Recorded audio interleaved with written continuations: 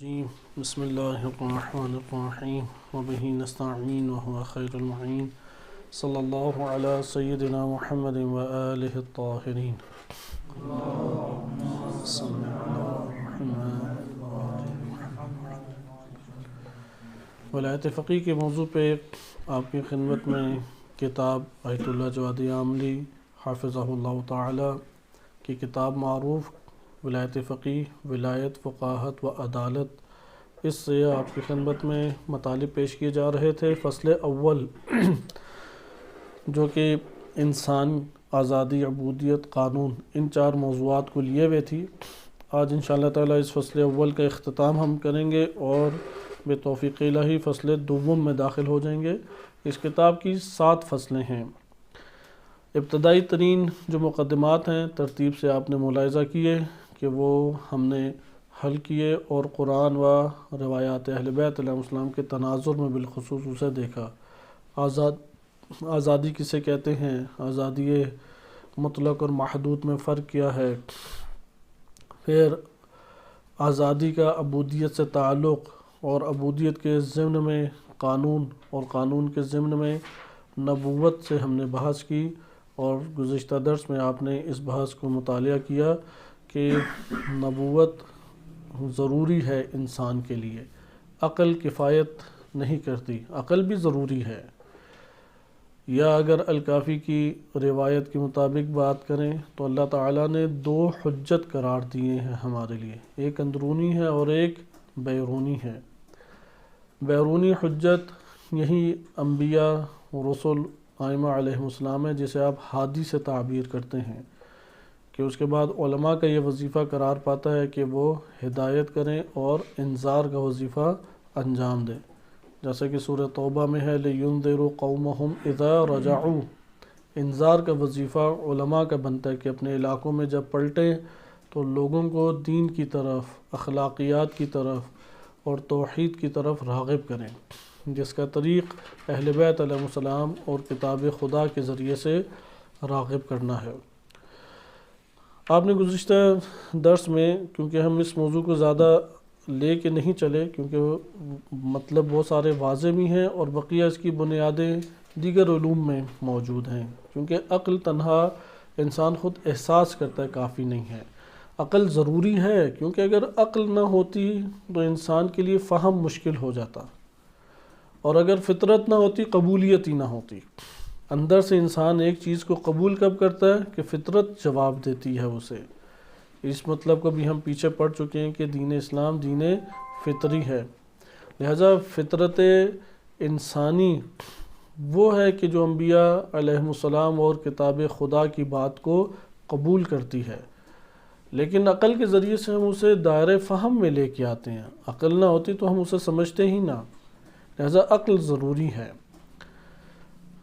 عقل تمام نئی انسان کی زندگی کے پہلوؤں کو کرتی، ضرورت کو کامل پورا نہیں کرتی۔ عقل کو وحی کا سہارا چاہیے، وہی جس طریقے سے فطرت اور عقل ان دو کے ہوتے ہوئے وہی اثر انداز ہو سکتی ہے، بالکل اسی طریقے سے عقل بھی تب ہی ہمیں رشد دے سکتی ہے، عقل تب ہی ہمیں ہمارے لیے کمال بن سکتی ہے جب وحی سے اس کا تعلق قائم کیا جائے۔ بالخصوص اجتماعی اور معاشرتی زندگی میں یہ جو اس سے امور ہمارے پہلو ہیں، اجتماعی پہلو اور معاشرتی پہلو، ان میں تنہا عقل تو قطعاً کام نہیں کر سکتی، بقیہ جگہوں پہ بھی نہیں۔ مثلا جنت اور جہنم کے جزیات عقل درک نہیں کر سکتی۔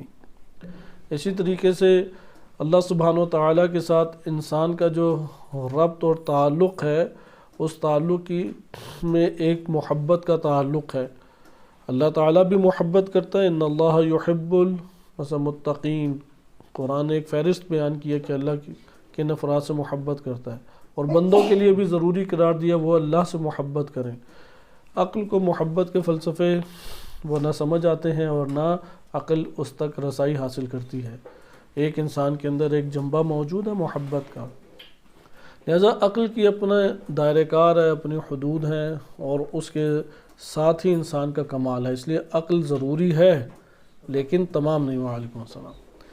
اس کے ساتھ ساتھ آپ دیکھیں وحی، وحی بھی ضروری ہے، لیکن وحی بدون عقل اگر استعمال کریں آپ تو ہاں اس کے بھی اپنے ایک حدود ہیں، ان حدود کے دائرے میں ہم وحی سے، مثلا بعض ایسی جگہ پہ وحی ہے کہ جہاں پہ آپ نے تقلید کرنی ہے وحی کی، جیسے فقہی مسائل ہیں، قانون کا مسئلہ ہے، اصول کا مسئلہ ہے، وہاں پہ آپ اپنی عقل لڑا کے اس کی حکمتیں ساری تلاش نہیں کر سکتے۔ لیکن وحی میں بعض ایسے امور ہیں کہ جس کے اوپر آپ نے تدبر سے کام لینا ہے، تدبر کریں گے تو وہ آپ کے ہاتھ میں آئے گا۔ بس آپ نے دیکھا کہ دونوں کا ہونا انسان کے لیے ضروری ہے، وحی کا ہونا بھی ضروری ہے اور عقل کا ہونا بھی ضروری ہے۔ وحی سے جب ہم استفادہ کریں گے تو انبیاء علیہ السلام کی بحث آ جائے گی، کیونکہ انبیاء علیہ السلام ہیں کہ جو اس عظیم مرتبے کے اوپر فائز ہیں کہ اللہ سبحانہ وتعالیٰ سے وہ ان تعلیمات کو لے کے ہم تک منتقل کرتے ہیں۔ یہ واسطہ مخلوق کے درمیان انبیاء و رسول علیہ السلام انجام دیتے ہیں۔ اس کو ہم آیات کے ضمن میں تیزی سے دیکھ چکے ہیں، وہ آیات ہمارے لیے کافی ہیں۔ اس لیے انسان کی سعادت اور انسان کی ہلاکت ان ہر دو کا تعلق وحی سے ہے۔ اگر وحی کی اتباع کی سعادت پائے گا، نجات پا جائے گا، حتیٰ اس دنیا کے ابھی مسائل، کیونکہ اگلا ٹاپک ہمارا اسی میں آ رہا ہے، اور اگر نہ اس نے اتباع کی اور نہ قبول کیا وحی کی بات کو، ہلاک ہو جائے گا۔ قرآن نے بھی اس سے ذکر کیا کہ الم یأتکم نذیر، کیا تم لوگوں کے بعد نذیر نہیں آیا؟ فوراً جواب دیں گے کیوں نہیں، آئے تھے ہمارے پاس جو ہمیں بتاتے یہ ساری باتیں، ڈراتے، ہمیں برے نتائج سے آگاہ کرتے، ہم نے ان کی نہیں سنی۔ یا بعض جگہوں پہ سورہ ملک میں کہ کاش ہم نے عقل سے کام لے لیا ہوتا اور کان لگا کے سنا ہوتا ان کی باتوں کو، نسمعو نہ عقل، کہ ہم نے سنا ہوتا یا کاش ہم نے عقل سے کام لیا ہوتا۔ تو یہ دو ہمارے پاس ذرائع ہیں انسان کی سعادت کے۔ اگلا ٹاپک جو ذکر کیا ہے، کیونکہ یہ جو سعادت انسان و عدم کفایت عقل، یہاں پہ ہمارے پاس فلسفہ نبوت وہ تمام ہوتا ہے، نبوت کی جو بحث ہے وہ تمام ہوتی ہے۔ نبوت کی ایک عقلی ادلہ ہم پڑھ چکے ہیں، پھر اس کی دلیل عقلی کی تتمیم، یعنی اسے تمام کیا ہے، کامل کیا ہے خواجہ طوسی رحمۃ اللہ علیہ نے آ کے، اور اخروی پہلو کو بھی انسان کی سعادت میں انہوں نے اس کو درج کیا۔ اور تیسرا جو نقطہ ہے وہ یہ والی بحث تھی کہ جو آپ گزشتہ ہفتے ہم نے تیزی سے پڑھی، وہ یہ تھی کہ انسان کی سعادت اور تنہا عقل کافی نہیں انسان کی سعادت کے لیے، محتاج وحی ہے۔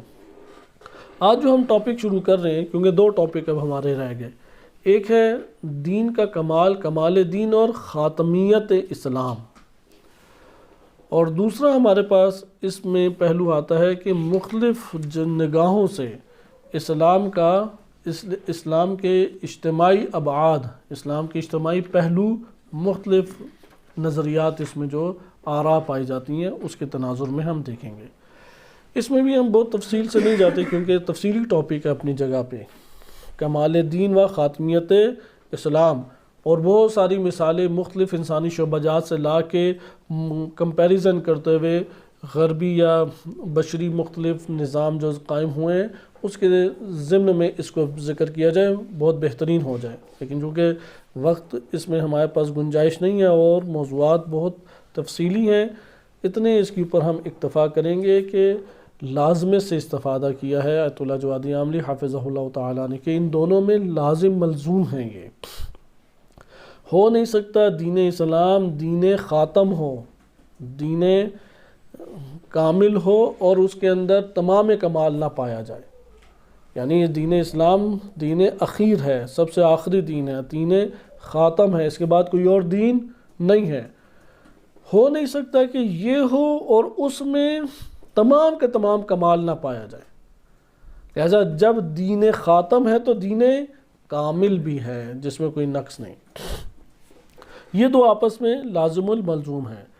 ادیان کا ایک سلسلہ چلا ہے انسان کے اس تاریخ بشر میں، آدم علیہ السلام سے آئیں شریعتیں اور ادیان آئے، دین واحد تھا جو ترقی پاتا گیا انسانی معاشروں کے ساتھ ساتھ، یہاں تک کہ معاشرہ اس سطح کے اوپر پہنچا کہ وہ اب قبول کر سکے۔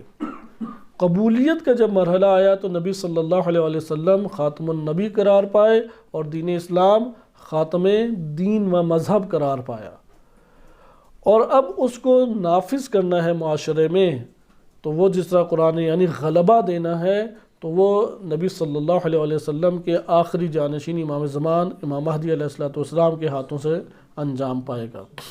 لِيُظْهِرَهُ عَلَى الدِّينِ كُلِّهِ کہ قرآن میں تکرار کے ساتھ یہ بات آئی کہ اس لیے اللہ نے دین حق اور ہدایت کے ساتھ رسول کو بھیجا تھا تاکہ وہ غالب کر دے سب کے سب ادیان پہ۔ یہ غلبہ انشاءاللہ عطا ہوگا، اس کے مراحل ابھی طے ہو رہے ہیں۔ مثلا آج ہم جو زمانہ پا رہے ہیں یہ اس کے مراحل میں سے ایک ہے، یعنی ترقی یافتہ مراحل ہے، مراحل میں نشوونما ہے، مراحل میں کمال کی طرف ہے، نہ تنزلی کی طرف۔ لہٰذا یہ کمال معاشروں کا بڑھتا جائے گا یہاں تک کہ معاشرے اس درجہ کمال تک پہنچیں گے کہ پورے کے پورے عالم بشر کے اوپر یہ غلبہ دین حاصل ہو جائے گا۔ اس میں اب ذکر کس طریقے سے کرتے ہیں کہ انہوں نے ذکر کیا کہ جو آخری دین کا اختتام جس کے ذریعے سے ہو رہا ہے، اب ادیان آپ مختلف اب قومیں دیکھیں، ہر قوم کے اندر جب ان کے نظریات آپ پڑھیں گے تو آپ کو تصور نظر آئے گا اخلاقیات کا، آپ کو تصور نظر آئے گا دینی اعتبار سے کچھ احکام کا، آپ کو اس میں معاد کا نظریہ نظر آئے گا اگرچہ تحریف یافتہ ہے، مسخ شدہ ہے، عبادت نظر آئے گی اگرچہ مسخ ہے، تحریف شدہ ہے، لیکن یہی اساسی چیزیں ہیں جو ایک دین کو تشکیل دیتی ہیں۔ حتیٰ مثلا آپ ہندوازم کو دیکھیں، قدیمی ترین مذہب جو روئے زمین کے اوپر ہے وہ ہندوازم ہے، یا زرتشت مجوسی کہہ سکتے ہیں۔ ان میں عبادات پائی جاتی ہیں، اخلاقیات پائے جاتے ہیں، احکام پائے جاتے ہیں، لیکن تحریف شدہ۔ حتیٰ معاد کا نظریہ پایا جاتا ہے، توحید کے حوالے سے نظریات پائے جاتے ہیں۔ انہوں نے ایک خدا کے کئی پھر بھگوان نکال لیے، یا خدا متعدد ممکن ہے کر دیں، جیسا کہ مجوسیوں میں خیر کا خدا الگ اور شر کا خدا الگ انہوں نے کیا ہے۔ تو خلاصہ کلام وہ جو اساس ہے دین کی وہ ہمیں نظر آتی ہے۔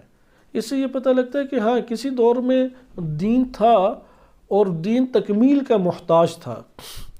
وہ جب تکمیل کے محتاج میں اگلے دائرے میں داخل ہوا تو یہ قوم اپنے آپ کو پیچھے والے ہی حصے میں اس نے اپنے آپ کو رکھا اور اسی دائرے میں رہ کے تحریف پھر کرنے لگ گئی، کیونکہ زمانہ آگے بڑھ گیا۔ زمانہ آگے بڑھ گیا تو اب نئے زمانے کی جو احتیاج اور ضرورت ہے وہ سابقہ تو نہیں چیزوں سے پوری ہو سکتی، اس لیے انہوں نے اس میں تحریف کرنا شروع کر دی، یا اسی حصے میں وہ بند رہ گئے، اسی سطح پہ بند رہ گئے۔ اس سے آگے کے مرحلے میں داخل ہوتی رہی قومیں، اور یہاں تک کہ دین کامل ہوا۔ جب دین کامل ہوا تو سوال یہاں پہ پیدا ہوتا ہے، یہ کمال نفسی اور مطلق ہے یا نسبی ہے؟ ایک دفعہ نسبت کے اعتبار سے کمال ہوتا ہے، صحیح ہے، دونوں کو حقیقی کمال حاصل نہیں ہے، ان سے بالا تر کمال ہو سکتا ہے، نسبت سے ہے کہ مثلا یہ بھی ایک صفت رکھتا ہے، یہ بھی صفت رکھتا ہے، اس دوسرے کی صفت کامل تر ہے پہلے کی صفت سے، صحیح ہے، نسبی کمال ہے۔ لیکن ایک دفعہ کمال ہوتا ہے مطلق طور پہ، ہر جہت سے کمال ہے، اس سے بڑھ کر آگے کوئی اور کمال والی چیز شے نہیں ہے، یہ ہے مطلق کمال، یہ ہے نفسی کمال۔ ان دو میں سے دین اسلام کو کون سا کمال حاصل ہے؟ مثلا اگر آپ نے کمپیریزن ہی کرنا ہے دو مذاہب کا تو ممکن ہے کوئی کہہ سکے ایک یہودیت بھی ہے، ایک مسیحیت بھی ہے اور ایک اسلام ہے۔ اگر آپ نے ان تین میں کرنا ہے تو ان تین کی نسبت سے یہ کمال یافتہ ہے۔ ممکن ہے کہ ایک چوتھا ہو جو ان تینوں سے زیادہ با کمال ہو، اسے کہیں گے کمال نسبی۔ کمال کی مختلف قسمیں کی گئی ہیں مورد کے اعتبار سے، ایک تفصیلی موضوع بن جاتا ہے کمال کسے کہتے ہیں اور کمال میں کی کتنی جہات بنتی ہیں۔ کمال کہتے ہیں کہ نقص کے مد مقابل ہے، نقص کا نہ ہونا، صحیح ہے، نقص کی برطرفی کیا کہلاتی ہے؟ کمال۔ ایک واضح مفہوم ہے، بدیہی مفاہیم میں سے ہے۔ ہر عیب، ہر نقص وہ کیا ہے؟ کمال نہیں کہلائے گا، اور ہر نقص کا دور ہونا اور عیب کا دور ہونا کیا کہلائے گا؟ کمال کہلائے گا۔ اب کمال نسبی ہے تو اس کا یہ مطلب ہوگا کہ خود اسے ذاتاً کوئی کمال حاصل نہیں ہے، کامل کمال حاصل نہیں ہے، ایک دوسرے کی نسبت سے ایک نوع کمال حاصل ہے۔ ممکن ہے وہ خود نقص ہو، اندھوں میں کانا راجہ ہوتا ہی ہے، تو اب اسے کیوں راجہ کہہ رہے ہیں؟ کیونکہ ساروں بقیہ کی دونوں ہی آنکھیں نہیں ہیں۔ یہ خود ناقص ہے لیکن بقیہ کی نسبت کامل ہے، صحیح ہے؟ وَإِلَّا صحیح کامل کون تھا کہ جس کی دونوں ہی آنکھیں ہوں. بس یہ نسبی کمال. اگر ہم دین کی طرف آ جائیں، دین اسلام، اگر دین اسلام، کیونکہ ہم گزشتہ مقدمات میں اس مقدمے کو آپ بار بار مباحثے میں لائیں کہ دین اسلام اور سعادت اور نجات، اس کا تعلق جوڑیں. اگر وحی کے ساتھ تعلق نہیں جوڑتا، ولایت فقیہ کی بحث شروع نہیں ہوگی. یہ ذہن نشین رکھنے، ولایت فقیہ کی بحث کا سارا انحصار امامت کی بحث، اور امامت کی بحث کا سارا انحصار نبوت کے اوپر ہے. کیوں امام کی اتباع اور اطاعت کی جائے؟ اس لیے کہ انسان کی سعادت اسی میں ہے، انسانی نجات اس میں ہے، امنیت اور انسانیت اسی میں ہے. اب آپ اس کا مقایسہ کر کے اس کو آپ لے سکتے ہیں دونوں کے اعتبار سے. بس آپ نے ملاحظہ کیا کہ ایک کمال ہے نسبی. اگر ہم دین اسلام کو نسبی، کیونکہ ہم گزشتہ درس میں پڑھ چکیں گے، دین اسلام ہے کہ جو ہر جہت سے انسان کو نجات دیتا ہے، دنیاوی بھی اور اخروی بھی. اب دنیاوی زندگی میں ہمارے کتنے پہلو ہیں؟ بہت سارے پہلو آ جاتے ہیں. مثال کے طور پہ اجتماعی، خاندانی اور معاشرتی پہلو ہیں، انفرادی ہمارے پہلو ہیں، شہوانی ہمارے پہلو ہیں، عقلانی ہماری ضروریات ہیں، عبادتی ہمارے پہلو ہیں، اخروی ہماری نیاز اور ضروریات ہیں. یہ ساری کی ساری ضروریات ہیں یا نہیں انسان کی؟ ہم نے یہ عرض پیچھے پڑھا کہ وہی ہے کہ جو انسان کو سعادت سے دوچار کرتی ہے. عقل تنہا کافی نہیں ہے، عقل بھی ضروری ہے لیکن تنہا کافی نہیں ہے. وہی کا سہارا عقل کو لینا پڑے گا، وَإِلَّا وہ نجات کے دائرے میں داخل نہیں ہوگی. اس جگہ پہ اگر ہم آئیں، اب ہم کمال کی جہت سے دیکھیں، نسبی ہے یا ذاتی، نسبی ہے یا نفسی یعنی مطلق. ایک دفعہ ذاتی اور غیر ذاتی بھی تقسیم کر سکتے ہیں. کمال ذاتی، غیر ذاتی، وہ مورد کے اعتبار سے مختلف قسمیں بنتی ہیں. ادھر ہم جو کمال کی پڑھ رہے ہیں یا جس سے استفادہ کیا ہے کتاب کے اندر، وہ کیا ہے؟ کمال مطلق اور کمال نسبی. اگر ہم دین کے اوپر اپلائی کریں اس کو، اگر کمال نسبی کے ہم قائل ہو جائیں تو ہم یہ کہیں گے کہ انسان کے تمام زندگی کے پہلو کو کوئی بھی دین سعادت مند نہیں بنا سکتا اور حل نہیں کرتا. ہاں، بقیہ کی نسبت یہ کر دیتا ہے، بقیہ کی نسبت یہ زیادہ بہتر ہے، لیکن کوئی بھی دین ایسا نہیں ہے کہ تمام کے تمام پہلوؤں کو سعادت مند کر دے. اگر ہم اس بات کے قائل ہو جائیں تو ایک کہے گا کہ ٹھیک ہے، اسلام سے بھی سارے مسائل حل نہیں ہوتے، اور ڈیموکریسی، بادشاہت اور اسی طرح سیکولرزم، کمیونزم، ان سے بھی سارے مسائل حل نہیں ہوتے. آپ اسلام کا انتخاب کر لیں، ہم اس کا انتخاب کر لیتے ہیں. زیادہ سے زیادہ یہ کہا جائے گا اسلام کچھ بہتر ہے پہلے سے، ہماری نظر میں یہ بہتر ہے. تو اسلام کو کوئی ترجیح حاصل ہو جائے گی بقیہ پہ؟ آزاد کوئی ترجیح حاصل نہیں ہوگی، کیونکہ سارے مسائل تو کوئی بھی حل کر نہیں پا رہا. ہاں، ایک ترجیح حاصل ہو جائے گی اگر ہم یہ مان لیں کہ بقیہ کی نسبت یہ زیادہ بہتر ہے، لیکن نسبی طور پہ سارے مسائل حل کرنے کا ادعا کوئی بھی نہیں کر پائے گا. اگر ہم قائل ہو جائیں یہ کمال مطلق ہے تو اس کا یہ مطلب ہے ہو نہیں سکتا انسان کی زندگی کا کوئی پہلو ایسا ہو، کوئی مشکل ایسی ہو جس کا حل دین کے اندر نہ ہو. دین کی خاتمیت کا اصل مطلب یہ ہے.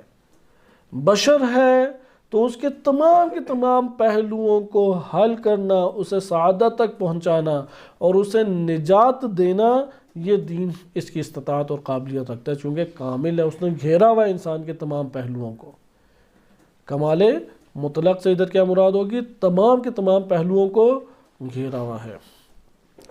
اسے جو اگلا اس میں انہوں نے نقطہ بیان کیا ہے وہ یہ عرض کیا ہے کہ کوئی دنیا کا مکتب یہ دعویٰ نہیں کر سکتا کہ وہ انسان کے تمام اجتماعی اور انفرادی پہلوؤں کے حل کو پیش کر سکے اور اسے سعادت تک پہنچا سکے. کوئی دعویٰ نہیں کر سکتا، نہ حس گرہ، حسی افراد یعنی جو حس کے اوپر اعتقاد رکھتے ہیں، نہ تجربے کی دنیا کے اوپر زندگی بسر کرنے والے، جیسا کہ آج کل دنیا میں رائج علوم انہی دو کے اوپر اکتفا کرتے ہیں، یا حس سے دلیل لے کے آتے ہیں یا تجربے سے دلیل لے کے آتے ہیں. پولیٹیکل سائنس، چونکہ سائنس ہمیشہ اس علم کو کہتے ہیں کہ جو علم مفروضہ اور آبزرویشن اور ایکسپیریمنٹ کے اوپر ان 3 سے قائم ہوتی ہو. صحیح ہے، 3 چیزوں سے قائم ہوتی ہو. بالخصوص آخری 2 چیزیں بہت مہم ہیں، مشاہدہ کریں اور تجربہ، آبزرویشن اور ایکسپیریمنٹ. جو ان 2 کے دائرے میں نہیں آتا اسے سائنس نہیں کہتے. تو پولیٹیکل سائنس کو سائنس کیوں کہا جاتا ہے، اس کے اوپر بحث کی گئی ہے. آپ بی اے کی یا ماسٹر کی کتابیں اٹھائیں، اردو میں ہی اٹھا لیں، تو اس میں ابتدائی صفحوں پہ یہ بحث ہوگی کہ یہ سائنس کیسے ہے. انسانی کے اوپر کوئی لیبارٹری ہے جہاں انسان کی اجتماعی نفع نقصان کا تجربہ کیا جا سکے؟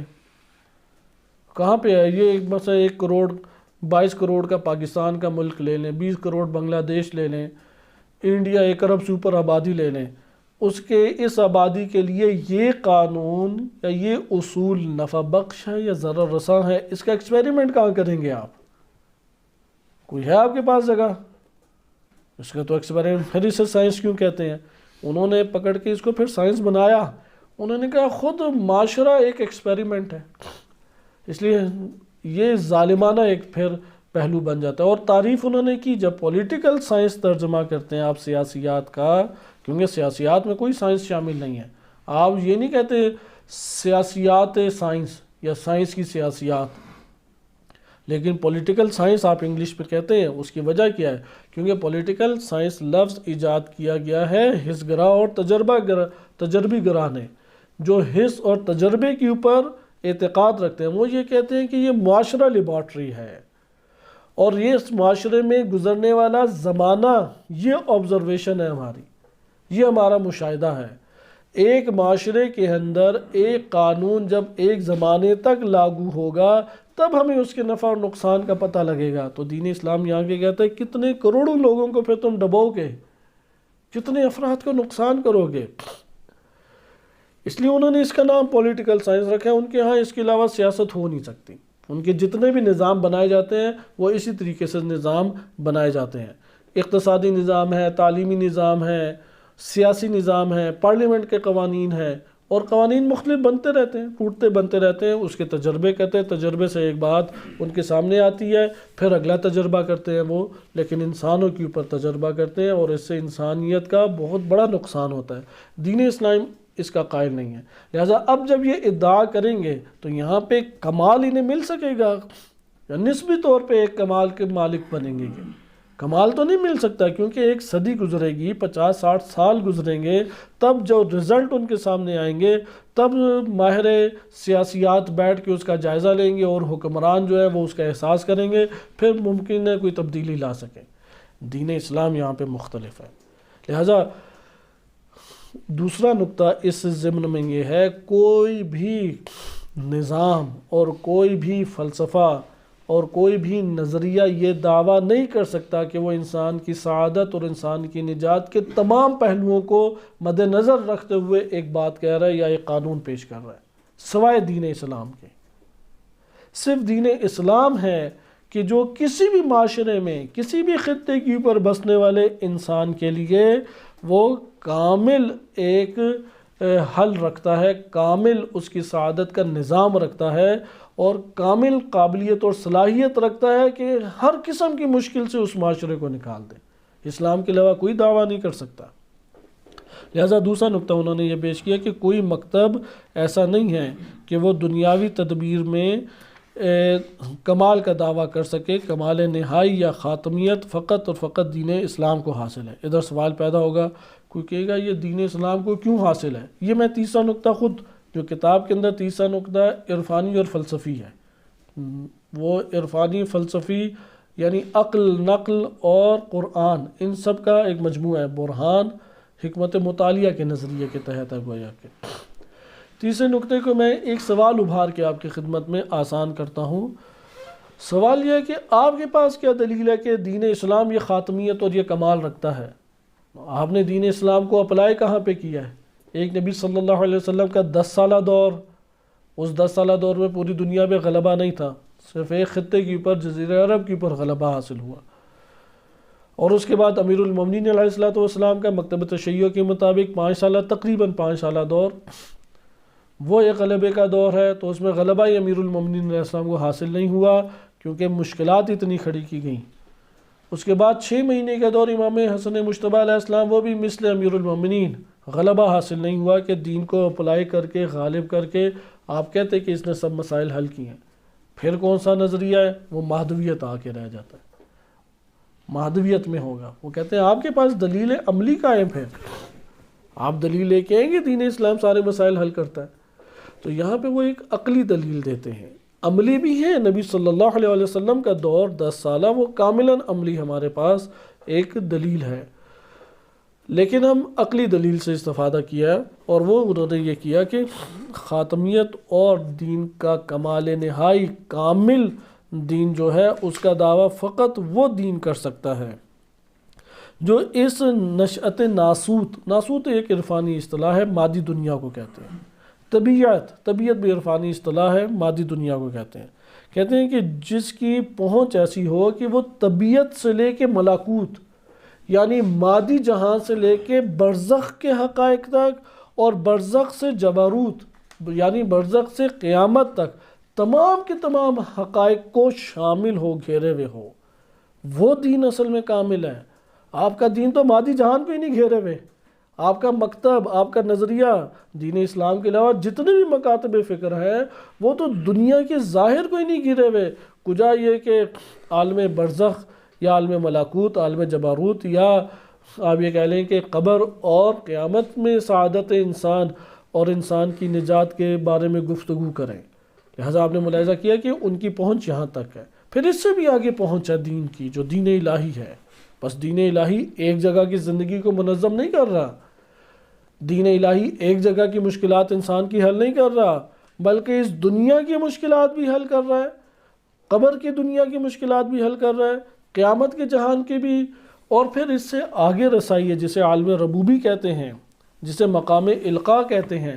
در حقیقت یہ کمال آیا کہاں سے ہے؟ اصل اسی بالا ترین مقام سے آیا ہے کہ یہاں پہ جو ادعا کر رہا ہے کہ یہ دین اسلام تمام کے تمام مشکلات کا حل کرنے والا اور انسان کو سعادت و نجات تک پہنچانے والا ہے، یہ ادعا کرنے والا رسول، یہ ادعا کرنے والا نبی، یہ سارے کے سارے امور کو اور حل کو وہ کہاں سے لے رہا ہے؟ اللہ سبحانہ وتعالیٰ کی ذات سے لے رہا ہے۔ لہذا یہ جو مقام لقاء ہے، یہاں سے وہ نجات پیدا ہو رہی ہے، یہاں سے وہ سعادت پیدا ہو رہی ہے۔ یہ جو مقام لقاء اللہ ہے، یہاں سے وہ کمال پیدا ہو رہا ہے جو دین کو عطا ہو رہا ہے، اور دین بشریت کو اپنے اتباع کرنے والے اور اپنے ایمان لانے والوں کے لیے عطا کر رہا ہے۔ اس لیے قرآن کی اب پھر وہ آیات لاتے ہیں، دنا فتدلی وقاب قوسین او فکان قاب قوسین او ادنا، کہ وہ دونوں قریب ہوئے، دنا وہ دونوں قریب ہوئے، فتدلی اس قدر قریب ہوئے کہ کمان کے ہوتے ہیں نا دو طرف، ان دو طرفوں کو بھی قریب لائیں۔ کہتے ہیں کہ ان کمان کے دو اطراف میں جتنا فاصلہ ہوتا ہے اس سے بھی قریب ترین فاصلہ۔ یہ در حقیقت نبی صلی اللہ علیہ وسلم کی جو باطنی اور وجودی وسعت ہے اس کی طرف اشارہ ہے، وہ سب جہانوں کو شامل ہے۔ یہ ایک عرفانی نقطہ ہے جسے حقیقت محمدی صلی اللہ علیہ وسلم سے بیان کیا جاتا ہے، یا فلسفہ حکمت مطالعہ میں واسطہ فیض کے نام سے بیان کیا جاتا ہے۔ اس کے عرفان میں تقریباً 99 یا 90 نام ہیں۔ علامہ حسن زادہ عاملی رحمۃ اللہ علیہ نے 90 نام حقیقت محمدیہ کے درج کیے ہیں۔ صادر اول بھی اسی کو کہتے ہیں، اسی طرح نفس رحمانی بھی اسی کو کہتے ہیں، حقیقت محمدی اس بھی کو کہتے ہیں۔ اس نے سب کے سب جہانوں کو گھیرا ہوا ہے۔ یہ جسم نے نہیں، نبی صلی اللہ علیہ وسلم کے جسم نے نہیں، کیونکہ رسول صلی اللہ علیہ وسلم کی اتباع میں یہی حکم ہم بقیہ ائمہ اطہار علیہ السلام اور جناب سیدہ سلام علیہ پہ، بقیہ ائمہ علیہ السلام کے ساتھ فقط ایک ذات اقدس شامل ہے، جناب سیدہ سلام علیہ، اس کے اوپر یہ عائد ہوتا ہے۔ البتہ وہاں پہ حقیقت واحدہ کے طور پہ وہ سب جہانوں کو احاطہ کیے ہیں، سریان ایک رکھتے ہیں سب جہانوں میں، لہذا اس کی مشکل کو جانتے ہیں، اس کے مسئلے کا حل کو جانتے ہیں، کون سی چیز نقصان دہ ہے، کون سی چیز فائدہ مند ہے، کون سی چیز ہے انجام دینی چاہیے، کس چیز سے بچنا چاہیے، سب چیزوں کا امر ہے۔ یہ سارا کا سارا کس نے انہیں عطا کیا؟ اللہ تعالیٰ نے عطا کیا۔ اللہ سبحانہ وتعالیٰ کی عطا سے وہ اس کو بیان کرتے ہیں، اس لیے دین اسلام کامل ہے، اس نے احاطہ کیا ہوا انسان، کیونکہ بقیہ جتنے بھی مکاتب ہیں وہ احاطہ ہی نہیں کر سکتے، وہ تو چند نفر کے بارے میں وہ بھی ناقص احاطہ کرتے، استقراء ناقص کے ذریعے سے، استقراء تام نہیں رکھتے۔ استقراء تام بھی رکھیں تو انسان کی چند چیزوں کے بارے میں ان کا عقلی ادلہ ہوں گی، کیونکہ استقراء تام میں بھی قیاس خفی موجود ہوتا ہے، جس کی وجہ سے وہ استقراء تام بنتا ہے۔ خلاصہ کلام، یہ جو پہلو عرفانی ذکر کیا ہے، اس کو اب عرفان میں نام دیتے ہیں حقیقت محمدی صلی اللہ علیہ وسلم، فلسفہ حکمت مطالعہ میں نام دیتے ہیں واسطہ فیض کے عنوان سے، حکمت مشاء میں ممکن ہے عقل اول کے نام سے آپ بات کرتے ہیں، یا عقول عشرہ کا نظریہ وہ پیش کرتے ہیں، عقول کے عنوان سے ذکر کرتے ہیں۔ دینی اصطلاح میں آ جائیں، دین اسلام کی نگاہ میں آ جائیں تو نور کے عنوان سے کرتے ہیں کہ ہم عالم نور میں تھے اور وہاں تسبیح کیا کرتے تھے، یا اگر اس کو ایک اور طریقے سے بیان کرنا چاہیں تو اس واسطے کو ذکر کرتے ہیں کہ جو احادیث تینیت ہمارے ہاں وارد ہوئی ہیں، احادیث تینیت کے ائمہ اطہار علیہ السلام کی بچی ہوئی مٹی سے، جس سے ان کے ابدان اللہ نے خلق کی، اس سے مثلا ارواح کو خلق کیا گیا، دیگر ارواح کو خلق کیا گیا، ایک تفصیلی روایات ہے۔ بس نور کے عنوان سے مجموعہ ہمارے پاس آتا ہے، ہمارے پاس یہی مجموعہ تینیت کے عنوان سے روایات میں آتا ہے، ہمارے پاس ایک روایات کا مجموعہ آتا ہے واسطے کے بکم فتح اللہ و بکم یختم، اس عنوان سے بکم ینزل الغیث، اس عنوان سے ہمارے پاس ایک مجموعہ احادیث ہمارے پاس ہے، 3 4 یا 5 6 مجموعے بنتے ہیں، اس میں تعبیرات مختلف ہیں۔ ایک اور عنوان بھی ہم دے سکتے ہیں دین کے دائرے میں، شریعت کے دائرے میں، عروۃ الوثقیٰ، صراط المستقیم، یہ قرآن کریم کی اصطلاحات ہمارے پاس ہیں۔ یا دعائے ندبہ میں کلمہ ہے کہ امام زمان علیہ الصلوۃ والسلام کے اوپر جو سلام بھیجا گیا، یا تذکرہ ہے کہ سبب المتصل بین الارض والسماء، یا اس کو ایک اور طرح سے بیان کیا گیا کہ اگر حجت نہ ہوتی زمین اپنے اہل سمیت دھنس جاتی، جو حجت نہ ہوتی تو زمین آسمان کون سی شریعت کے تابع ہیں، وہ تو شریعت نہیں رکھتے، کیوں وہ دھنس جاتی؟ سوال تو پیدا ہوتا ہے۔ اس کا یہ مطلب ہے کہ ان کا بھی ایک تعلق تکوینی ہے۔ خیر یہ والی بحث ہمارے دائرے کار سے باہر ہے، یہاں پہ اس کمال کی طرف اشارہ ہے کہ کمال کیسے دین اسلام کو عطا ہوا، وہ اس با کمال شخصیت نے جو تمام کے تمام کمالات کا مالک حقیقی اور لامحدود کمالات رکھتا ہے، اس سے یہ کمالات کو لیے ہیں، اس وجہ سے یہ کمال حاصل ہے۔ یہ تیسرا نقطہ اس میں ہے، اس لیے اس میں انہوں نے اس کو ذکر کیا، پھر بیان کیا کہ اب یہ کمال حاصل کیوں ہو رہا ہے۔ ایک طرف سے قاب قوسین فکان قاب قوسین او ادنا، دوسری طرف سے لوح محفوظ سے لیا جا رہا ہے، تیسری طرف سے ام الکتاب، چوتھی طرف سے کتاب مبین، اس سے بہرہ مند ہو رہے ہیں۔ یہاں سے یہ کمال سارا دین اسلام کو عطا ہو رہا ہے۔ اگر یہ منبع کسی اور کے پاس ہے تو وہ بھی ہم کہہ سکتے ہیں کہ ٹھیک ہے، کمال لا سکتا ہے۔ یہ منبع ہے ہی فقط نبی صلی اللہ علیہ وسلم، اور انہوں نے پھر اس تعلیمات کو پیش کیا۔ لہذا اس ضمن میں انہوں نے یہ ذکر کیا کہ اللہ تعالیٰ کمالات لامتناہی رکھتا ہے۔ اس نے سب سے کامل ترین شخصیت جو خلق کی وہ نبی صلی اللہ علیہ وسلم ہے۔ نبی صلی اللہ علیہ وسلم اس دنیا کے اندر انہی کمالات کو دین کی صورت میں اللہ کے حکم سے جو اللہ تعالیٰ نے ان کے اوپر نازل کیا، اس کو معاشرے کے سامنے رکھا۔ اب معاشرہ اسی سعادت اور کمال کو تأسی اور اطاعت اور اتباع کے ذریعے سے حاصل کر سکتا ہے۔ اب اگر آپ مجھے بتائیں کہ وہ تأسی نہ کرے، اتباع نہ کرے، اطاعت نہ کرے، تو کس طریقے سے کمال حاصل کرے گا؟ اس لیے ہمیں تو ذاتاً کمال حاصل نہیں تھا، ہم کمال کیسے حاصل کر سکتے ہیں؟ ہم اتباع کریں۔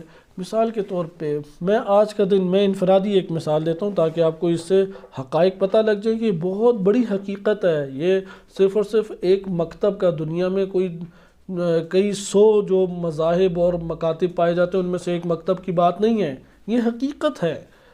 آپ اپنے روزمرہ امور میں ایک دن دیکھیں، ایک دن میں آپ ایک ٹائم پہ کئی کام کر سکتے ہیں۔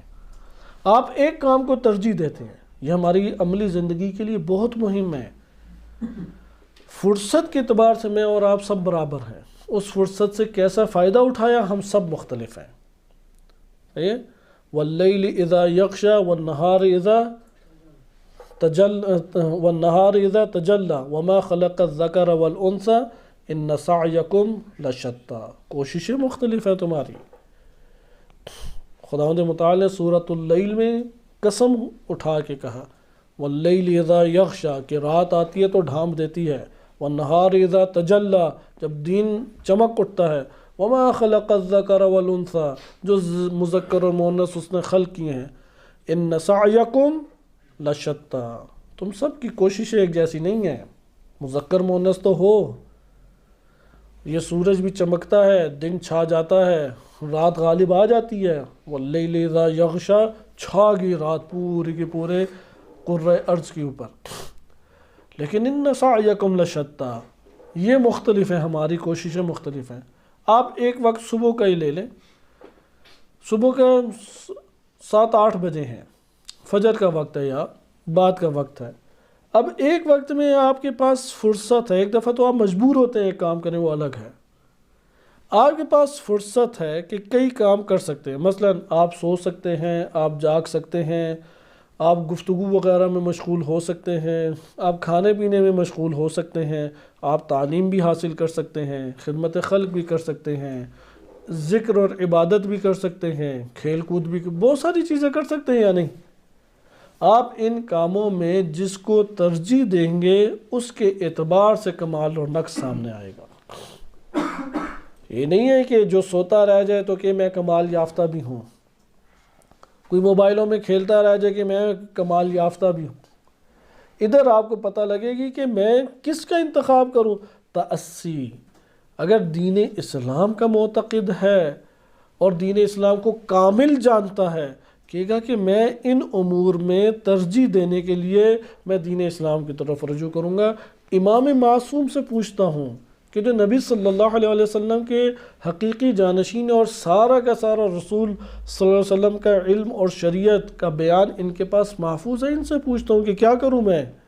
وہ جو بتائیں گے بس اس میں کمال ہے، نہ میری بات میں، نہ آپ کی بات میں، نہ کسی اور کی بات میں۔ وہ جو بتائیں گے اس میں کمال ہے، اس سے پھر کمال کی طرف جائے گا۔ اگر وہ کہیں گے ٹھیک ہے جا کے سو جاؤ، آپ کہیں گے ٹھیک ہے سونے میں کمال ہے۔ وہ اگر کہتے نہیں اٹھ کے کھانا پینا شروع کر دو، ناشتہ کیا کرو، آپ کے پھر ناشتے میں کمال۔ وہ کہیں گے نہیں نکلو اور کسب حلال کرو، کہ کسب حلال میں کمال ہے۔ وہ کہیں گے نہیں تعلیم میں مشغول ہو، بہترین وقت ہے کہ تم تعلیم میں مشغول ہو اللہ کی خاطر، یہ تمام کاموں میں سب سے بہترین کام ہے، آپ کہیں گے اس میں کمال ہے۔ کوئی خود کمال کو ترک کر دے اور خواہش کمال کی رکھے تو یہ نادانی کا فیصلہ ہے۔ تکوینی چیزیں ہیں، یہ اللہ نے بنایا خلقت کو اس طرح ہے، خلقت کے نظام کے تحت چلیں گے تو ہوگا۔ جیسے کہتے ہیں حلوہ کہنے سے مٹھاس مل جائے گی، کہنے سے تو مٹھاس نہیں ملتی، نہ کھائیں گے تو حلق میں مٹھاس جائے گی۔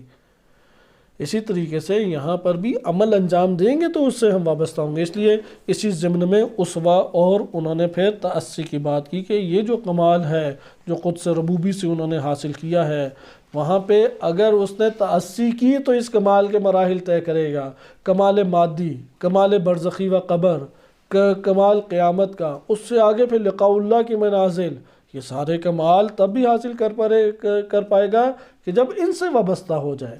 اس لیے آپ نے یہاں پہ اس نقطے کو بھی ملاحظہ کیا کہ خاتمیت ہے اسلام میں۔ اس لیے آپ کوئی کہے کہ نہیں ولایت فقیہ تو ایران کے لیے ہو سکے کہ کیوں ہم اس کمال سے محروم رہیں، پاکستان کے لیے بھی یہ کمال ہے، یہ انڈیا کے لیے بھی کمال ہے، یہ چین کے لیے بھی کمال ہے، یہ تو سب جگہوں کے لیے کمال ہے۔ اگر آپ اسے کمال اور خاتمیت اسلام اور کمال دین کے معتقد نہ ہوں ولایت فقیہ، پھر کیوں ہم کسی ملک کے لیے ضروری قرار پائیں؟ نہیں، ہم ایران کی وجہ سے تھوڑی ولایت فقیہ کو قبول کرتے ہیں۔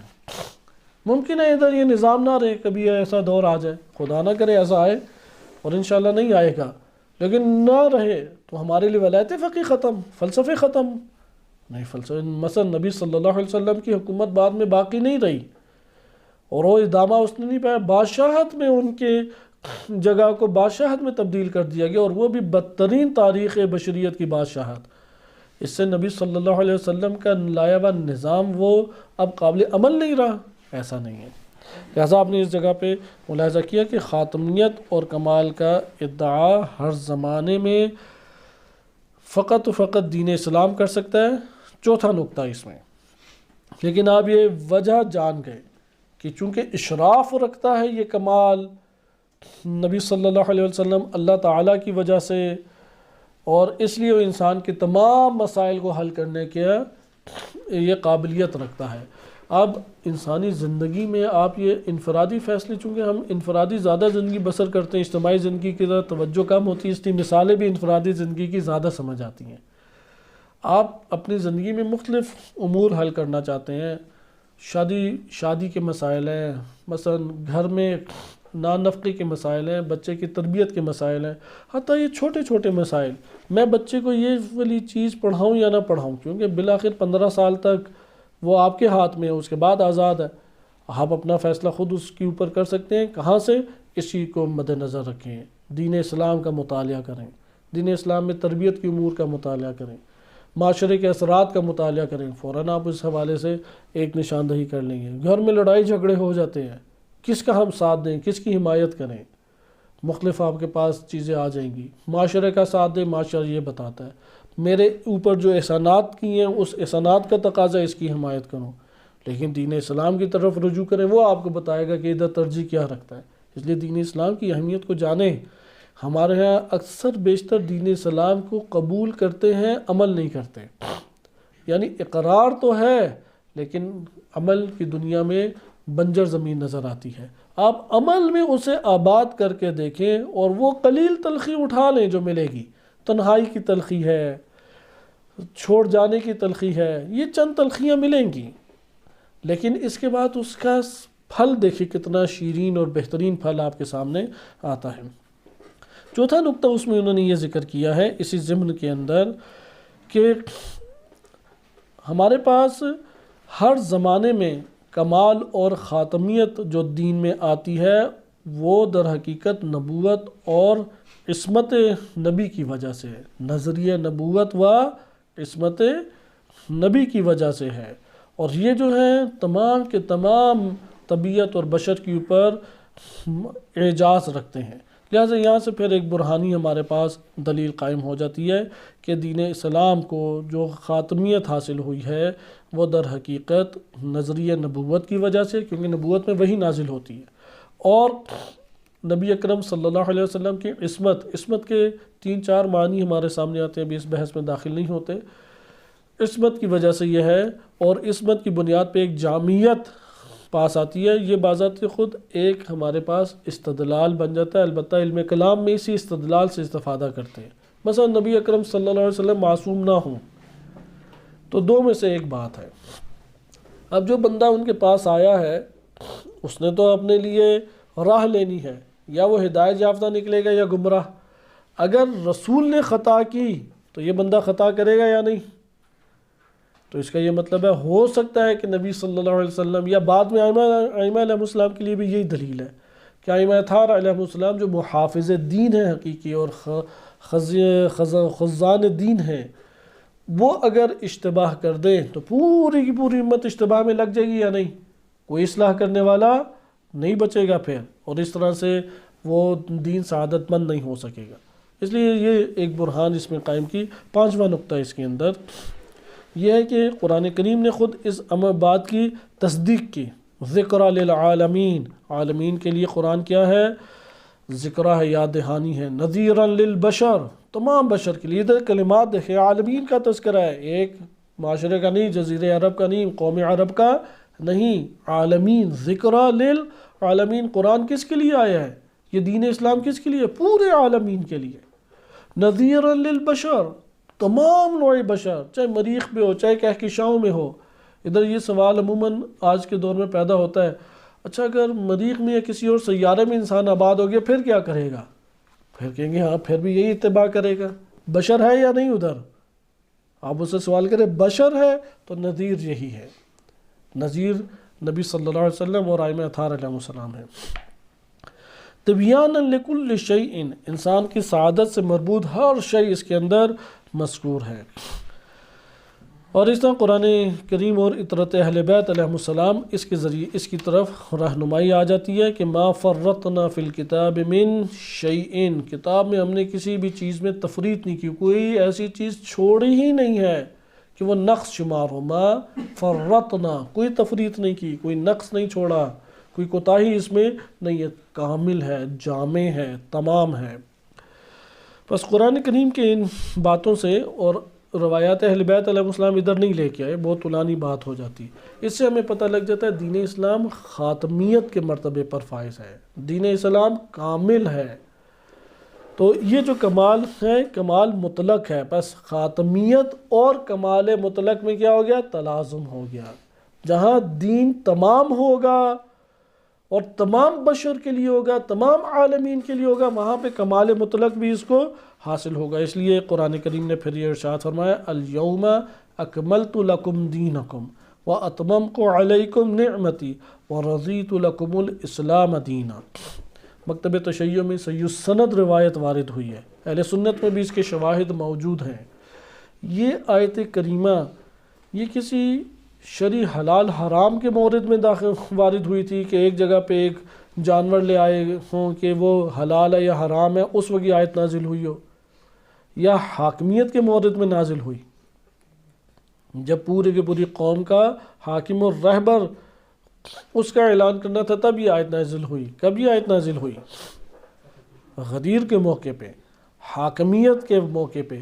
اس لیے اللہ نے دین کو تمام اور کمال کیا ہی حاکم اور حکومت کے ذریعے سے ہے۔ الیوم اکملت لکم دینکم، کہ اللہ نے اس کو ورضیت لکم الاسلام دینا، جب اللہ نے اس کو بعنوان دین اسلام کو قبول کر لیا تو یہ کمال مطلق تک پہنچا ہوا ہے۔ اس لیے پھر نبی صلی اللہ علیہ وسلم کے بارے میں فرمایا جب دین کامل ہو گیا تو اب نبی اور رسول کی ضرورت ہے نہیں، لیکن اس کو نافذ کرنے کی، اسے نشر کرنے کی، اس کے ذریعے سے رہنمائی کرنے کی ضرورت ہے یا نہیں؟ اس لیے امامت ختم نہیں ہوئی لیکن نبوت اور رسالت ختم ہو گئی۔ ما کان محمد ابا احد من رجالکم، تم میں سے کسی ایک کے بھی والد نہیں ہے نبی صلی اللہ علیہ وسلم تمہارے مردوں میں سے، ولیکن رسول اللہ و خاتم النبیین، ولیکن رسول اللہ و خاتم النبیین، کہ نبی صلی اللہ علیہ وسلم آخری رسول اللہ کی ہیں اور انبیاء میں خاتم ہیں۔ خاتم کہتے ہیں کہ وہ مہر لگا دیتے ہیں نا، جو اب داخل نہ ہو سکے، نہ خارج ہو سکے نہ داخل ہو سکے، اس لیے تمام انبیاء میں خاتم الانبیاء ہیں۔ یہ خاتمیت کی ہمارے پاس بات تھی، اور اس کے بعد امامت کو پھر اس میں امیر المومنین علیہ السلام اور 12 ائمہ علیہ السلام، ان کو اللہ سبحانہ وتعالیٰ نے نبی صلی اللہ علیہ وسلم کی زبانی امت کے اوپر فائز کیا، عالمین کے لیے فائز کیا، اور یہ بیان ہوا انت منی بمنزلۃ ہارون من موسیٰ الا انہ لا نبی بعدی، یا الا انہ لا نبی بعدی، میرے بعد کوئی نبی نہیں ہے، لیکن وہی نسبت ہے تم کو مجھ سے جو ہارون کو موسیٰ سے نسبت تھی۔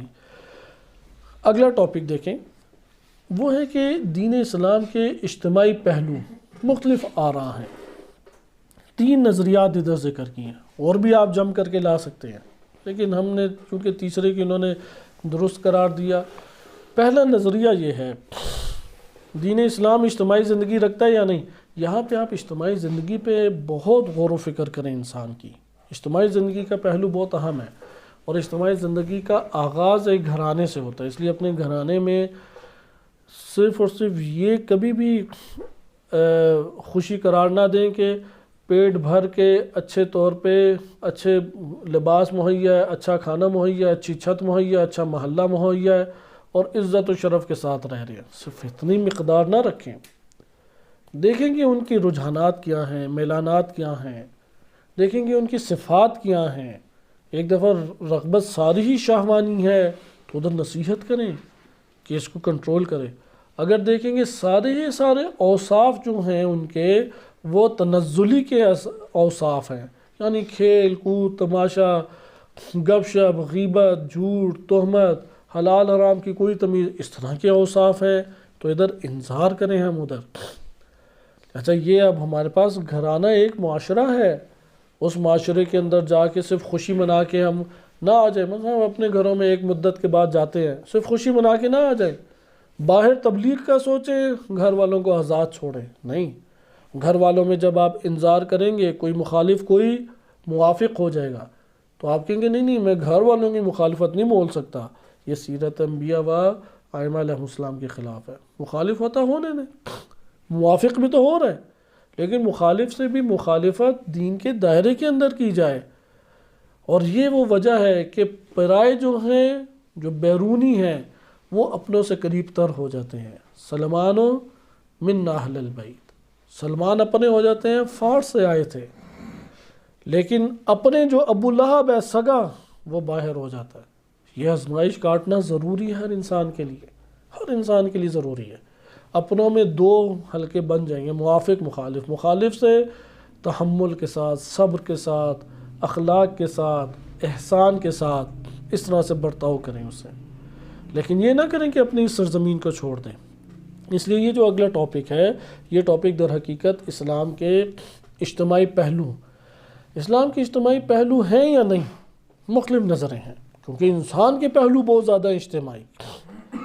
ابھی آپ ایک معاشرے کی ضرورت ہی دیکھ لیں, پاکستان جا کے بڑی ضرورت محسوس ہوتی ہے. اگر آپ جائیں بالخصوص یہ جو پاکستان میں سفر کریں آپ بعض شہروں کے, تو آپ کو بڑی حاجت پیش آئے گی کہ آپ کہیں گے اجتماعی پہلو جسے کہتے ہیں نا کہ علم الیقین سے عین الیقین پہ پہنچ کے حل ہو جاتے ہیں. آپ کہیں گے روڈ بنانے والا ادارہ ہونا چاہیے, پھر کہیں گے کہ کوئی کوڑا اٹھانے والا ادارہ بھی ہونا چاہیے, پھر آپ کو اطلاع ملے کہ ادارے تو ہیں, پھر آپ کے ذہن میں آئے گا شاید ملازم نہیں ہے, پھر اطلاع ملے کہ ملازم بھی ہے, پھر ممکن ہے کہ خیال ہے کہ تنخواہیں نہیں ملتی, نہیں تنخواہیں بھی ملتی ہیں, پھر پریشان ہوں گے پھر صفائی کیوں نہیں ہے, پھر روڈ کیوں نہیں بنی ہوئی, پھر مجرم پکڑا کیوں نہیں جاتا, پھر تعلیمی ادارے ٹیوشنوں کے اوپر کیوں پل بڑھ رہے ہیں اور وہاں آ کے اسٹوڈنٹ کو کچھ بھی نہیں پڑھاتے. بہت سارے آپ کو اجتماعی پہلو نظر آئیں گے. پھر آپ ایک طرف دیکھیں فحاشی بڑھتی جا رہی ہے, بچوں کی تربیت کا کوئی سامان نہیں ہے. علاقے بعض ایسے ہیں کہ جیسے آدم علیہ السلام کے دور سے ابھی تک بشر ویسا ہی ویسا جیسا پہلے تھا, نہ کوئی ترقیاتی تبدیلی ہے, نہ کوئی ذہنیت کے اعتبار سے تبدیلی ہے. آپ کتنے اجتماعی پہلو رکھتے ہیں. اس لیے آپ دیکھیں گے اجتماعی پہلو میں تعلیم بھی ہے, اجتماعی پہلو میں دفاع بھی ہے, اجتماعی پہلو میں نظم و نسق بھی ہے, اجتماعی پہلو میں تربیت بھی ہے, بہت سارے پہلو ہیں. اسلام سب پہلوؤں کے بارے میں حل رکھتا ہے. پھر ان سب پہلوؤں میں ایک گرما گرم پہلو ہے کہ شاید درس کے بعد وہ سوال دوبارہ ابھاریں تو ہم بھی آپس میں الجھ پڑیں. وہ یہ ہے کہ کون سا حکومتی نظام اور کیسا حاکم ہونا چاہیے. یہ ایک اجتماعی پہلو ہے یا نہیں. اب یہاں پہ انظار مختلف ہو جاتی ہیں. جو ادھر کہا گیا انظار سوال کی صورت میں اس لیے بیان کر رہا ہوں کہ آپ کی توجہ صحیح طریقے سے بیان کی طرف چلی جائے. اب آپ نے ملاحظہ دیکھا کہ یہاں پہ سوال پیدا ہو گیا, دین اسلام سب پہلوؤں کو حل کرتا ہے, سائنس سے کیسا استفادہ کیا جائے. پہلے تو جہاز نہیں تھا, پہلے تو یہ عام نہیں تھا کھائیں یا نہ کھائیں, اگرچہ آج کا مسلمان کھانے کے بعد پوچھتا ہے حلال تھا یا حرام تھا, لیکن بہرحال ایک مسئلہ تو ہے. اجتماعی صورت میں اس طرح کاروبار کریں یا نہ کریں. ابھی تو بڑے مسائل پیدا ہو گئے ہیں, کتنی قسم کی تجارتیں انٹرنیٹ کے اوپر آ گئی ہیں. بار بار وہ سوال کرتے ہیں کہ اچھا یہ والی تجارت ٹھیک ہے یا نہیں, یہ نوع اقتصاد درست ہے یا نہیں. اس طریقے سے ہم لے کے جاتے ہیں. مثلا ایک سوال آج بھی پوچھا گیا تھا کہ کوئی مجھے کہتا ہے کہ میری طرف سے جواب دے دو, تو میں اسے کہتا ہوں کہ ہاں میں ہی وہ بول رہا ہوں, تو یہ جھوٹ ہے یا سچ ہے, یہ جواب دینا ٹھیک ہوگا یا نہیں. اچھا اس طور پہ کمائی حلال ہے یا نہ حلال نہیں ہے. اب دیکھیں کتنے پہلو ہیں, اور یہ پہلو مزید آگے بڑھتے چلے جائیں گے یا نہیں.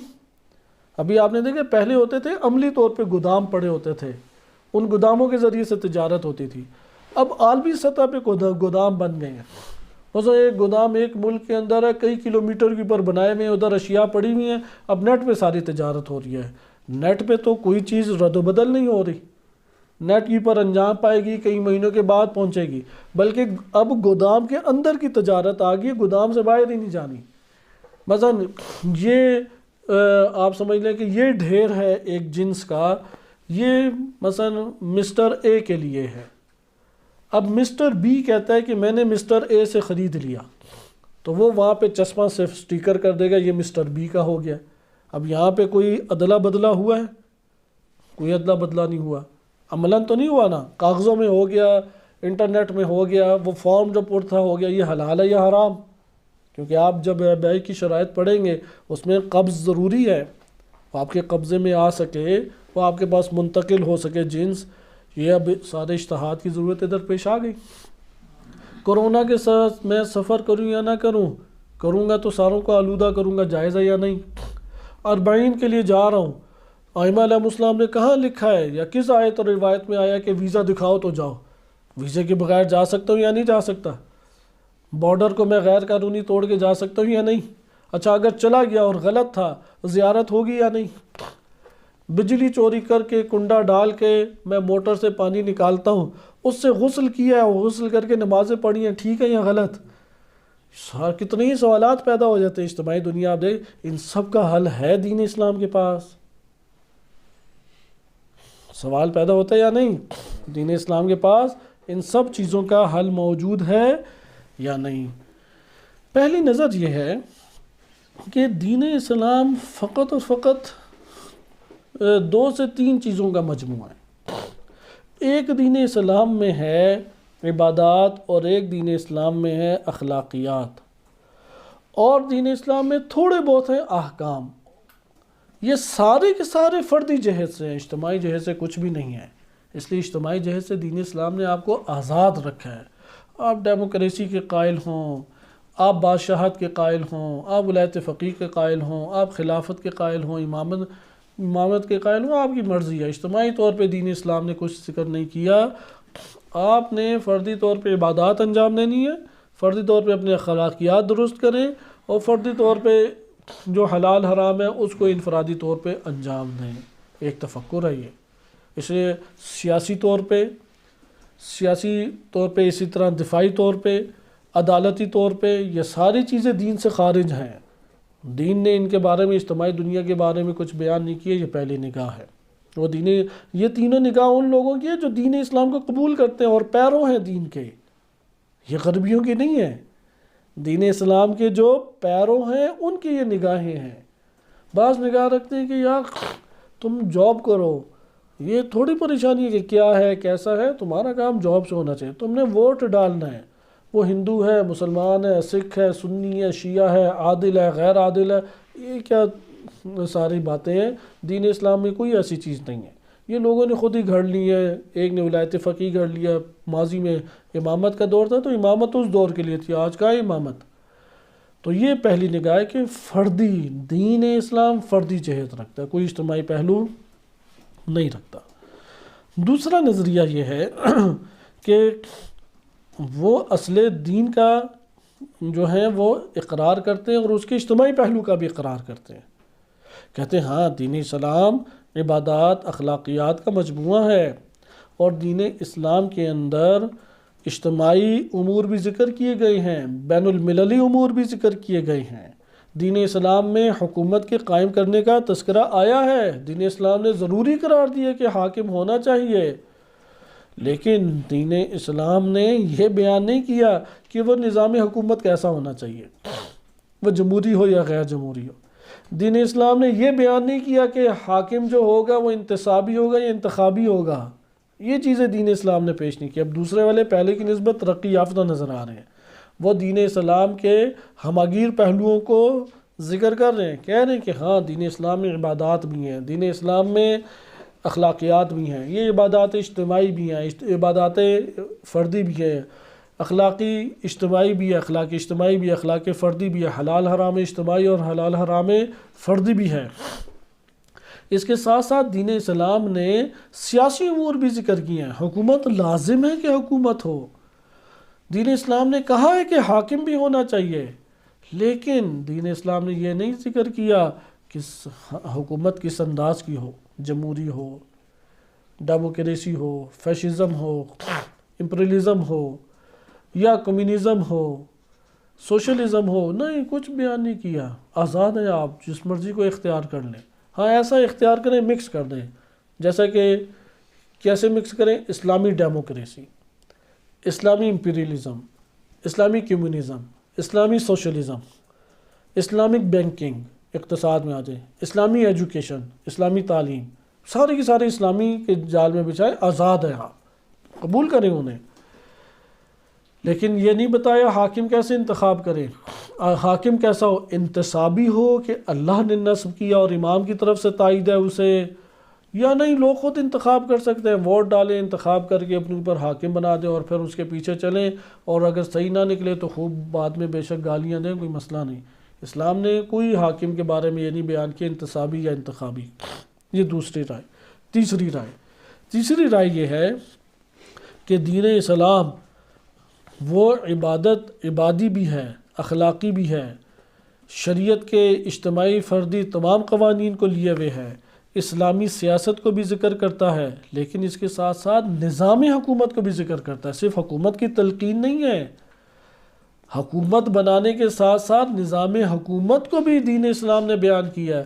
حاکم کی اہمیت اور قدر و قیمت کو بتلانے کے بعد حاکم کے انتخاب کے بارے میں، انتصاب کے بارے میں، اور ان طریقوں کے بارے میں بھی اس نے بحث کی ہے۔ یہاں سے نظام امامت اور ولایت شروع ہوتا ہے۔ جب ہم کہتے ہیں نظام امامت و نظام ولایت، اس سے مراد یہ تیسری رائے ہے۔ دین اسلام بتائے گا کون سا ہونا چاہیے نظام، وہ نظام ہے حکومت، نظام اسلامی۔ نمبر 2، دین اسلام بتائے گا کہ حاکم انتخابی ہو یا انتصابی ہو۔ اہل سنت انتخابی کے قائل ہیں، اس لیے حضرت ابوبکر کو وہ کیا مانتے ہیں؟ خلیفہ اول، حضرت عمر کو خلیفہ دوم، حضرت عثمان کو خلیفہ سوم، امام علی علیہ السلام خلیفہ چہارم، اس لیے وہ انتخابی کے قائل ہیں اہل سنت۔ مکتب تشیع اساس سے حاکم اسلامی کے بارے میں انتصابی کا قائل تھا، اور آج بھی ہے، کہ امیر المومنین علیہ السلام، لیکن کہیں گے لوگوں نے تو نہیں بنایا۔ آپ کہیں گے لوگ بے شک نہ بنائیں، کیونکہ لوگوں کے بنانے سے تھوڑی بنتا ہے حاکم۔ ہاں، حاکم کی چلتی لوگوں کے ماننے کی وجہ سے ہے، حاکم بنتا لوگوں کی وجہ سے نہیں ہے، حکومت کرتا لوگوں کی وجہ سے ہے، لیکن حاکم بنتا لوگوں کی وجہ سے نہیں ہے۔ نبی صلی اللہ علیہ وسلم نے اللہ کے حکم سے انہیں حاکم انتصابی ہے، نصب کیا رسول اللہ نے، جیسا کہ الم نشرح میں بھی ہے کہ کیا آخری آیت ہے الم نشرح لک صدرک،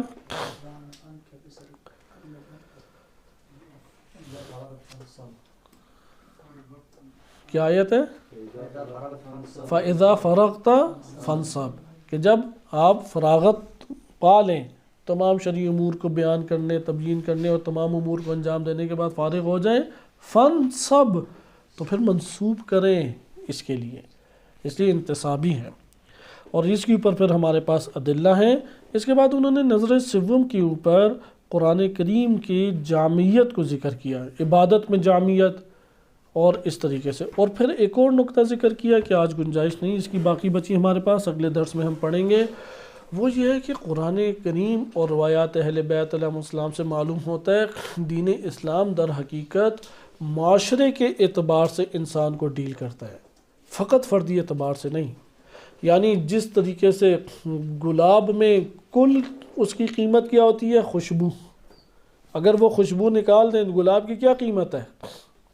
قیمت نہیں رہے گی۔ اسی طریقے سے دین اسلام کی جامعیت و خاتمیت و کمال میں اصل روح کیا ہے؟ اجتماعیت۔ آپ اجتماعیت ہٹا دیں تو دین اسلام حل بشاکل مشکلات انسانی رہے گا؟ وہ نہیں رہے گا، اجتماعی ہماری کوئی بھی مشکل حل نہیں کر پائے گا پھر۔ اس لیے اس کے اندر اصل روح کے، کیونکہ اگر کلی ہے تو وہ جزئی کا بھی مسئلہ حل کر دے گی، لہذا اگر آپ روح جمعی نکال دیں، اجتماعی بعد نکال دیں دین اسلام سے، تو اس کا مطلب ہے ایک نوع آپ نے دین اسلام کا انکار کر دیا۔ دین اسلام دو افراد میں امن و صلح برپا نہیں کر سکتا، دین اسلام اقتصاد کھڑا نہیں کر سکتا، دین اسلام سیاسی حکومت قائم نہیں کر سکتا، پھر ہماری کون سی مشکل حل کر پائے گا؟ لہذا اس کو پھر انہوں نے بیان کی۔ اس لیے انشاءاللہ اگلے ہفتے اگلے درس میں ہم یہ دو نکات پڑھیں گے، قرآن کریم کی آیات سے اجتماعی بعد بیان کی، اقیم الصلاۃ، سارے نماز قائم کرو، پھر نماز کے ضمن میں رکھ دی اجتماعی عبادتیں، گھر میں بھی نماز پڑھ سکتے ہو اور مسجد میں بھی نماز پڑھتے ہو۔ پھر روایت شیعہ سنی دونوں کتب میں ہے، اس شخص کی نماز گھر میں نہیں ہے جس کے پڑوس میں مسجد ہو۔ البتہ فقہا کہتے ہیں تاکیدی ہے، اس کی گھر میں نماز نہیں ہے۔ اب آپ نے دیکھا پھر مسجد جو تھی اس میں جامع مسجد کا تصور، جس میں عیدین ہو، جس میں جمعے کی نمازیں ہوں، جامعیت کی طرف قرآن دے گا لے کے آئے۔ یہ ہے مرحلہ با مرحلہ کمال۔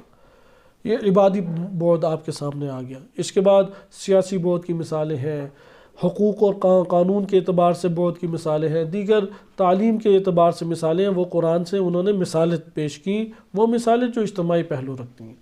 اور پھر یہ اصل بات بیان کی کہ دین اسلام کی اصل خصوصیت کہاں پر ہے؟ اجتماعی پہلو میں ہے۔ آپ اجتماعی پہلو نکال دیں، آپ نے دین کو گویا کہ ناکارہ کر دیا۔ ادھر سے پھر وہ اگلی فصل میں داخل ہوتے ہیں، اور انشاءاللہ اگلے درس میں ہم اگلی فصل کا پہلا ٹاپک پڑھیں گے، قانون اور حکومت۔ اب حکومت میں داخل ہو گئے۔ اب یہ سوال نہیں بننا چاہیے ولایت فقیہ فقط ایران کے لیے ہے۔